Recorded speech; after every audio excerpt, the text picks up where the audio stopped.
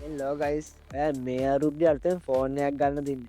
එන මේ වීඩියක අනිවාර්යෙන් බලන්න මොකද ඔය ආසාාවෙන් ගන්න යන සමර ෆෝන් තව මාස කිහිපයකින් අපරාධ ගත්තය කියලා හිතෙන්න ඉඩ තියෙනවා අද මම කියන්න යන්නේ දෙදස් විසිහ අවුරුද්ධ ඔයගේ ස්තල්ලි වතුර යන දෙදස් විසි හැට ගැලපෙන් නැති ෆෝන් වර්ග 4ක් ගැන මේ ලිස්්ටක ඔය ගන්න යන ෆෝර්න එකක් තියනොද කියලා දැන්ම බලාගන්න ඉතින් මගේ චැනල්ලට අනු කියන්න පාල්ල ඇතින සබස්කයි බටන්න කලි කරලා බෙල්ල එකන්න ඕල් ප්‍රෙස් කරතිය ගන්න ඒනම් අපේ යමු අපේ වීඩියෝ එකටර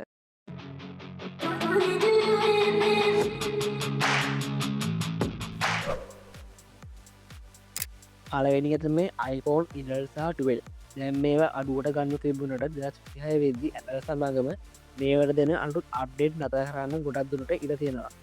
අප්ඩේට් ඇතුරම ෆෝන් එක සිපරටික අඩුවෙන වගේම කාලයක්ත් එක්ක ෆේස්බුක් බට්ට සහ බැංකු ඇප් ආච්චි කරන්නත් මාරුවෙන හොළුවන් ඒ නිසා ඉල්ලසා 12 ෆෝර්නයට යනට වඩා හොඳයි අලුත් අයිෆෝර්නයකට මාරුවෙනික තිවනිතමෙන් දැන් ලංකාවේ හැමතැනම 5G තියෙනවා ඉතින් මේ කාලේ 4G විතර තියෙන ෆෝර්නයක් ගත්තොත් ඔයාට ලැබෙන ඉන්ටර්නෙට් වේගය ගොඩක් අඩුයි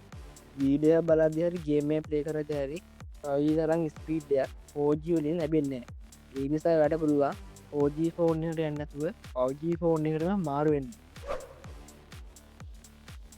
තුන්වෙනි වැදගත් කාරණා තමයි Samsung S series එකක් ගන්න නෑට විශේෂයෙන්ම S21 සහ S22 series එකේ පාවිච්චි කරපු ෆෝන් එක ගන්න නෑට මේ ෆෝන් වල green line ප්‍රශ්න ගොඩක් වැඩි එකපාරට ඩිස්ප්ලේ එක වලින් කොළ පාට ඉරක් ආවොත් ඒක හදන්න යන විදිහ පුළුවන් ඔයාට අලුත් ෆෝන් එකක් ගන්න ඒක නිසා ෆෝන් එක ගන්න කලින් මේ පොඩ්ඩක් චෙක් කරලා බලගන්න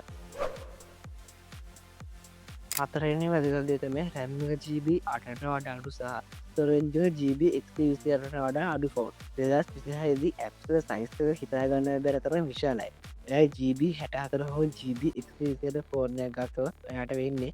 අපින් සතියට ෆොටෝස් වීඩියෝස් මකමක ඉන්න තමයි වෙන්නේ. ඒ වගේම ෆෝන් එක ස්ලෝ වෙන්නත් ඉඩ තියෙනවා. ඒ නිසා ඔයා අඩුම තරමේ GB 256ක් තියෙන ෆෝන් එකක් තෝරගන්න බලන්න.